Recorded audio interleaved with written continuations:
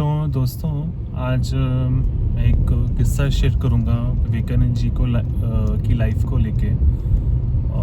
ये कुछ ऐसे है कि कहते हैं कि विवेकानंद जी की बातों से, उनकी प्रसिद्धि से, उनकी प्रियता से लोग जलते थे, उनको जेलसी थी। तो किया क्या गया, उन्होंने क्या किया, वो किसी मीटिंग में थे, किसी कॉन्फ्रेंस में थे विवेकानंद जी। तो उन्होंने उनको कुछ पीने के लिए कुछ शरबत या पानी दिया था। तो जैसे ही उन्होंने उनको पीने के लिए शरबत या पानी दिया, तो होता यूँ था, विवेकानंद जी कुछ भी ग्रहण करने से पहले उस ईश्वर का, उस भगवान का ध्यान किया करते थे, कुछ खाने से पहले, कुछ ग्रहण करने से पहले। तो विवेकानंद जी ने क्या किया, उन्होंने कुछ देर सुमिरन किया और उस भगवान जी से जुड़े, और फिर उन्होंने क्या किया, फिर उन्होंने उस पानी को ग्रहण करने जा ही रहे थे कि तभी वो देखते हैं कि उनके सामने उनके जो गुरु थे, स्वामी रामकृष्ण परमहंस जी थे, वो प्रकट हो जाते हैं। और वो विवेकानंद जी को कहते हैं, विवेकानंद, इस पानी को ग्रहण नहीं करना है। तो विवेकानंद जी एकदम से रुक जाते हैं। तो फिर विवेकानंद जी जैसे उस पानी को ग्रहण करने लगते हैं, उनके गुरु उनको फिर चेतावनी देते हैं कि विवेकानंद, इस पानी को ग्रहण नहीं करना है, क्योंकि उस पानी में लोगों ने जहर मिलाया था। जहर इसलिए मिलाया था ताकि विवेकानंद जी के प्राण हर लिए जाएं, विवेकानंद जी को क्षति पहुंचा दी जाए। तो इसी प्रकार एक बात कुछ इस तरह की है। एक बार विवेकानंद जी जैसे अब जानते हैं, विवेकानंद जी को लोग काफ़ी मानते थे, काफ़ी जानते थे, तो उनकी लोकप्रियता बहुत बढ़ गई थी। तो लोग विवेकानंद जी की बहुत तारीफ़ें किया करते थे, उनकी प्रशंसा किया करते थे। तो क्या हुआ, विवेकानंद जी ने एक बार एक लेक्चर दिया जिसका टाइटल था, जिसकी थीम थी, मेरे गुरुवर। तो उसमें वो बताते हैं, वो लिखते हैं कि सभी को बताते हैं, वो गुरु की प्रशंसा करते हैं। वो बताते हैं कि आज अगर वो नरेंद्र से विवेकानंद बन पाए हैं, तो इसके पीछे अगर किसी का हाथ है तो वो उनके गुरु स्वामी रामकृष्ण परमहंस जी का है। वो बताते हैं कि इसमें विवेकानंद जी की कोई बड़ाई नहीं है। इसमें अगर बड़ाई है, अगर कोई प्रशंसा की बात है, तो वो उनके गुरु स्वामी रामकृष्ण परमहंस जी की है, क्योंकि स्वामी रामकृष्ण परमहंस जी उनकी भांति, उनकी तरह सैकड़ों, हजारों विवेकानंद खड़े कर सकते हैं। ऐसा विवेकानंद जी का कहना था। विवेकानंद जी कहते हैं कि अगर आपको मेरे में कोई खूबी दिखती है ना, मेरे में अगर आपको कोई अच्छी चीज़ दिखती है ना, तो वो मेरी गुरु की वजह से है, वो मेरी गुरु की परछाई है, वो मेरे गुरु की दी हुई वो अनमोल चीज़ है, वो अच्छी चीज़ है जो आपको मेरे अंदर दिखती है। जो आप मेरी प्रशंसा के पुल बांधते हैं ना, मेरी प्रशंसा करते हैं, वो असल में मेरे गुरु की प्रशंसा ही है।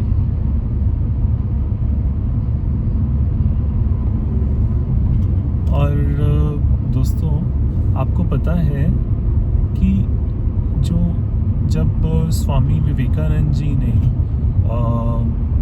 इंटरनेशनल जो एक मीटिंग रखी गई थी, एक कॉन्फ्रेंस ऑर्गेनाइज की गई थी, वर्ल्ड पार्लियामेंट अमेरिका में ये कॉन्फ्रेंस ऑर्गेनाइज की गई थी। तो उस टाइम विवेकानंद जी ने जब अभी लेक्चर स्टार्ट भी नहीं किया था, अभी बोलना स्टार्ट भी नहीं किया था, तो उन्होंने बस इतना ही बोला था, my dear brothers and sisters. तो आप जानते हैं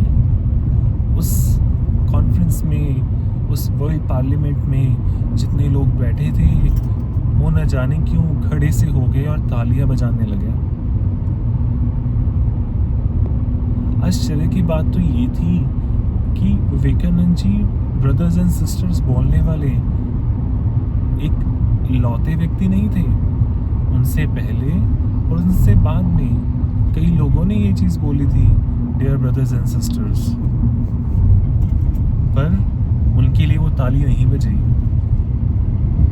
तो क्या था वो विवेकानंद जी में, क्या आकर्षण था, क्या उनकी आवाज़ में, क्या उनके बोलने में वो क्या चीज़ थी, वो क्या जादू था, वो क्या मैजिक था कि लोग उनकी और उनकी बातें सुन के, उनको देखते तो बहुत प्रभावित होते थे, बहुत इन्फ्लुएंस होते थे। आप जानते हैं विवेकानंद जी को कितने रोग थे? विवेकानंद जी को बहुत प्रकार की बीमारियां थीं, बहुत तरह की डिजीजेस थीं, पर फिर भी वो कहते थे कि मुझे एक लक्ष्य पूरा करना है, मुझे अपने एक लक्ष्य, मेरे गुरु रामकृष्ण परमहंस जी का जो मिशन है उसको बढ़ाना है, उसको आगे प्रोग्रेस करनी है, उसको पूरे देश विदेश में फैलाना है।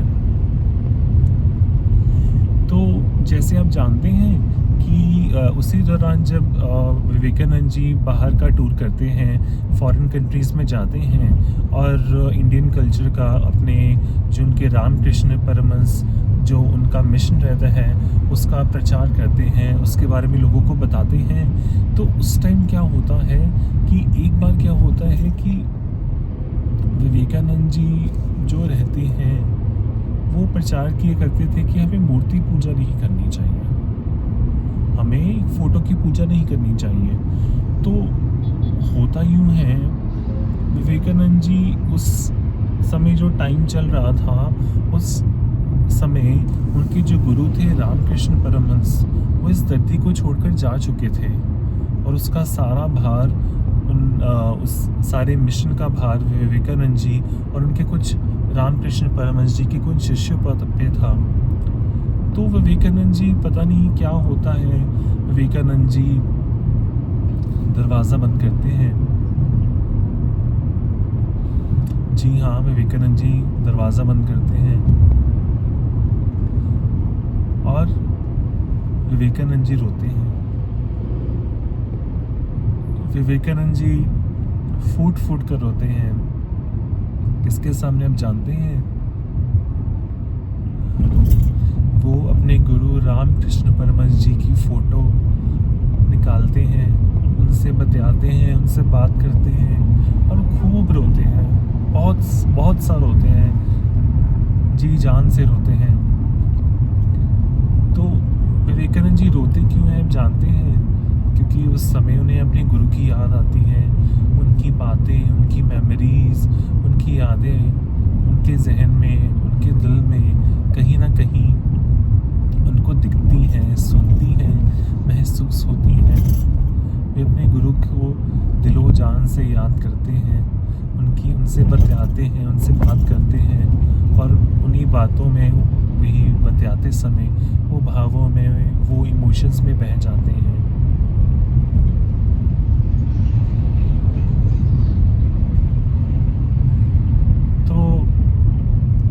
कोई व्यक्ति जो विवेकानंद जी को उनकी बातें सुन रहा था, बाहर था, तो गेट के बाहर था, दरवाजे के बाहर था, वो विवेकानंद जी से पूछता है कि आप तो कहते हैं कि मूर्ति पूजा करनी नहीं चाहिए, फ़ोटो की पूजा नहीं करनी चाहिए, लेकिन आप तो स्वयं अपने गुरु रामकृष्ण परमहंस जी की फ़ोटो के सामने बैठ के रो रहे थे, तो ऐसा क्यों? तो उस समय आप जानते हैं विवेकानंद जी का उत्तर क्या रहता है?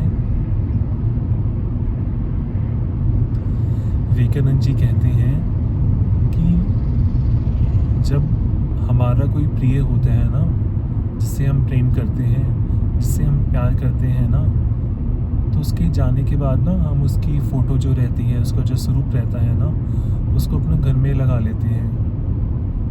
उससे वो व्यक्ति तो वापस नहीं आ जाता, पर वो फ़ोटो बार बार आपको उस व्यक्ति की याद दिलाती है।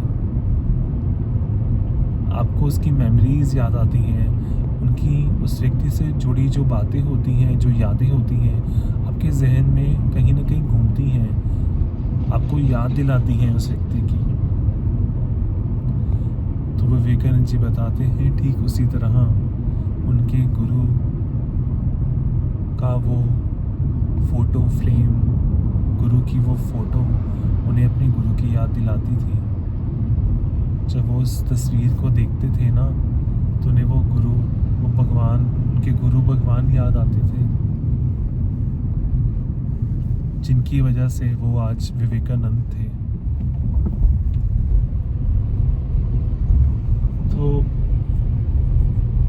ऐसे ही एक और किस्सा मुझे याद आ रहा है कि बात कुछ ऐसे है कि जो उनके गुरु रामकृष्ण परमहंस थे ना, विवेकानंद जी के, वो, उनको अगर आप सब जानते होंगे, उनको जीभ का कैंसर था, टंग का कैंसर था। तो उनका कोई शिष्य, उनका कोई मित्र उनके गुरु विवेकानंद जी के गुरु रामकृष्ण परमहंस जी को कहता है, रामकृष्ण परमहंस जी, आप तो कैंसर को भी ठीक कर सकते हैं, तो आप अपना ध्यान, अपनी कॉन्शियसनेस, अपना फोकस उस अपनी जीभ पर करके उस कैंसर को ठीक क्यों नहीं कर लेते। तो हम जानते हैं कि उनके गुरु रामकृष्ण परमहंस जी क्या कहते हैं। रामकृष्ण परमहंस जी कहते हैं कि मैं उस परम चेतना से, उस ईश्वर से, उस भगवान से अपना फोकस हटाकर, अपना ध्यान हटाकर इस नश्वर तन पर, इस बॉडी पर क्यों लगाऊं।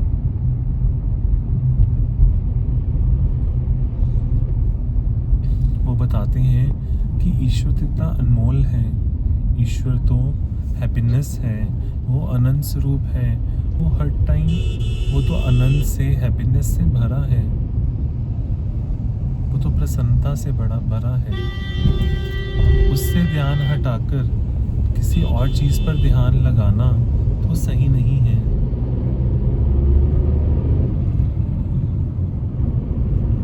और हम जानते हैं कि जब रामकृष्ण परमहंस जी का आखिरी समय चल रहा होता है ना, तो वो अपने शिष्य को बोलते हैं कि उन्हें विवेकानंद जी से मिलना है, नरेंद्र से मिलना है, जो कि विवेकानंद जी का बचपन का नाम था।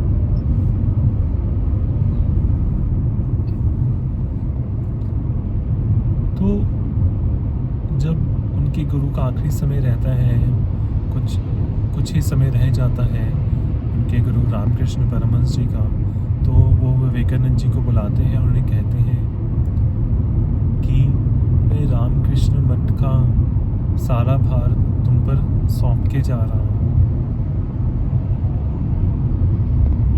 और अब से तुम्हें इस मिशन को चलाना है, इस मिशन का निर्देश, आदेश, इसकी लीडरशिप तुम्हें करनी है। तो हम जानते हैं विवेकानंद जी बहुत रोते हैं, विवेकानंद जी बहुत रोते हैं।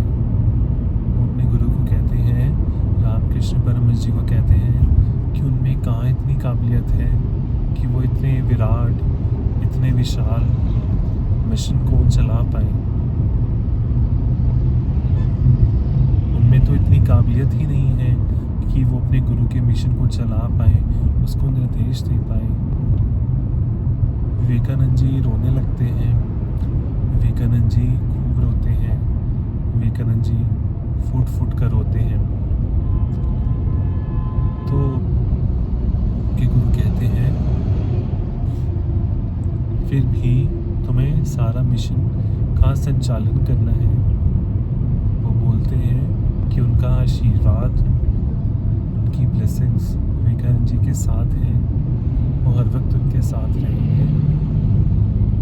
तो विवेकानंद जी अपने गुरु की आज्ञा मानकर उस मिशन का संचालन करते हैं।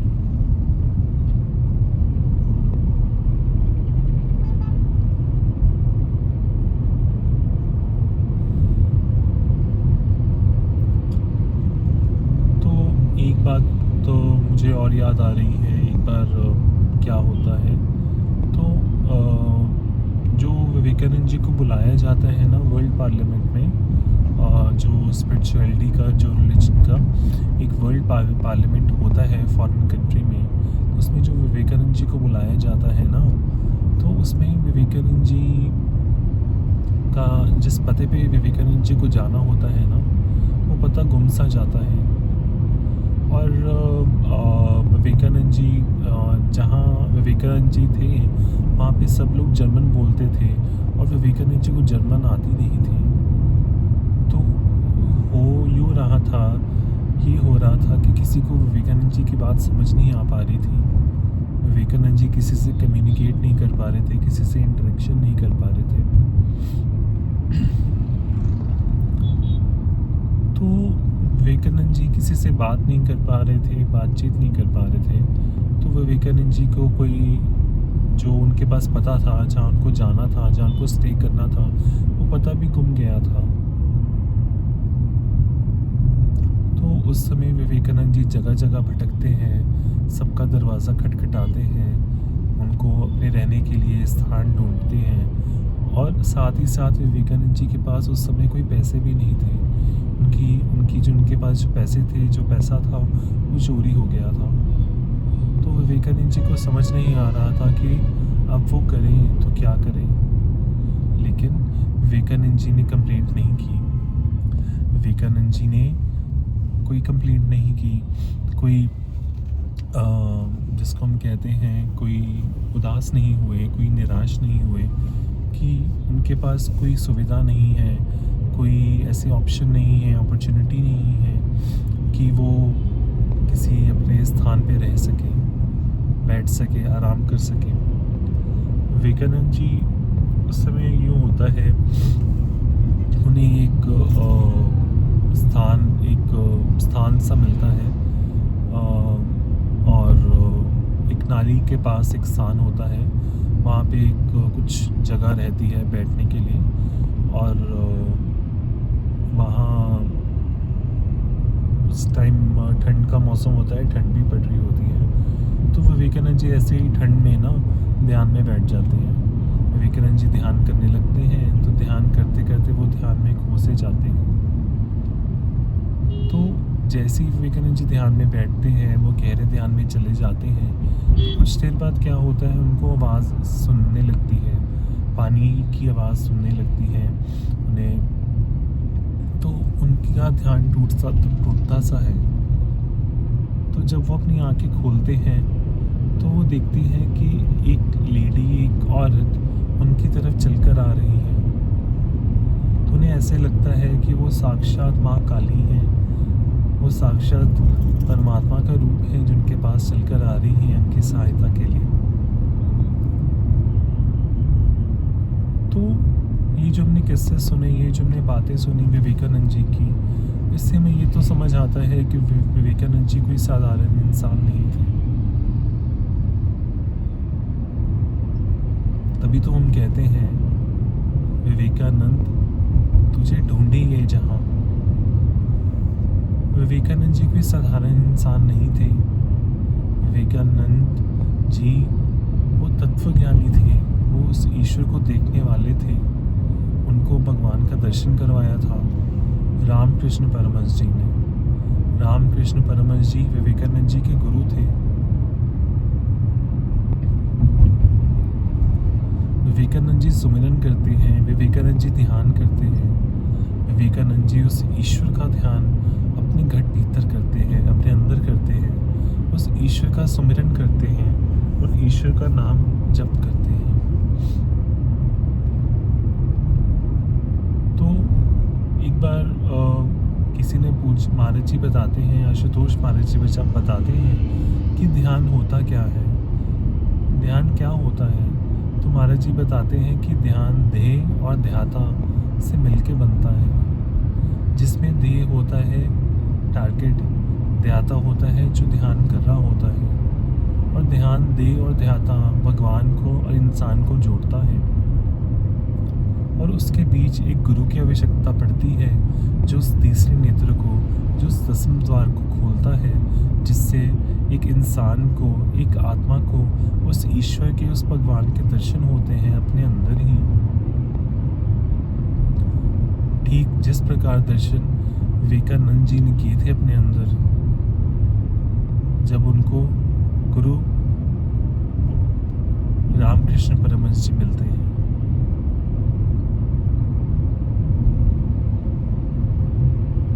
तो आज भी वही ज्ञान, वही ब्रह्म ज्ञान, वही ईश्वर के दर्शन मेरे गुरुदेव गुरु आशुतोष महाराज जी करवा रहे हैं दिव्य ज्योति के माध्यम से, दिव्य ज्योति जागृति संस्थान के माध्यम से। तो आप भी अगर भगवान को देखना चाहते हैं तो आप दिव्य ज्योति जागृति संस्थान के किसी भी शाखा से संपर्क कर सकते हैं। साथ ही साथ एक बात मैं ये भी कहना चाहूँगा कि जिस प्रकार हमें अपने डेली लाइफ में कुछ सीखने के लिए, कुछ नई चीज़ करने के लिए एक टीचर की आवश्यकता पड़ती है ना, ठीक वैसे ही हमें भक्ति मार्ग पे, उस वर्शिप के मार्ग पे, उस डिवोशन के रास्ते पे भी एक गुरु की आवश्यकता पड़ती है, एक टीचर की आवश्यकता पड़ती है। और वो टीचर कोई आम नहीं होना चाहिए, वो टीचर परफेक्ट होना चाहिए, वो टीचर वो होना चाहिए जो आपको ईश्वर के दर्शन करवा सकता है, वो आपको उन भगवान जी के दर्शन आपके अंदर ही करवा सकता है। जो आपको ये बोले कि आप ये माला का जप कर लो, आपको ईश्वर दिख जाएंगे। आप ब्रह्म मुहूर्त में उठा करो, सुबह जल्दी उठा करो, 4 बजे उठा करो और ईश्वर के नाम का जाप किया करो, आपको ईश्वर दिख जाएंगे। वो गलत है। कोई अगर आपको ये बोले कि अभी आपने इतने पुण्य इकट्ठा नहीं किए हैं, अभी आपके कर्म इतने अच्छे नहीं हैं कि आपको ईश्वर दिख पाएंगे, तो उसके पास भी मत जाना, उसको भी छोड़ देना। क्योंकि महाराज जी कहते हैं कि जिनको भी इंसान का तन मिला है, जिनको मनुष्य तन मिला है, वो ईश्वर को देख सकता है। बस उसमें जिज्ञासा होनी चाहिए, उसमें क्यूरियोसिटी होनी चाहिए कि वो ईश्वर को देखना चाहता है। तो मुझे उम्मीद है ये बातें जो सुनाई मैंने आपसे साझी की, आपको अच्छी लगेंगी, आपको प्रेरित करेंगी।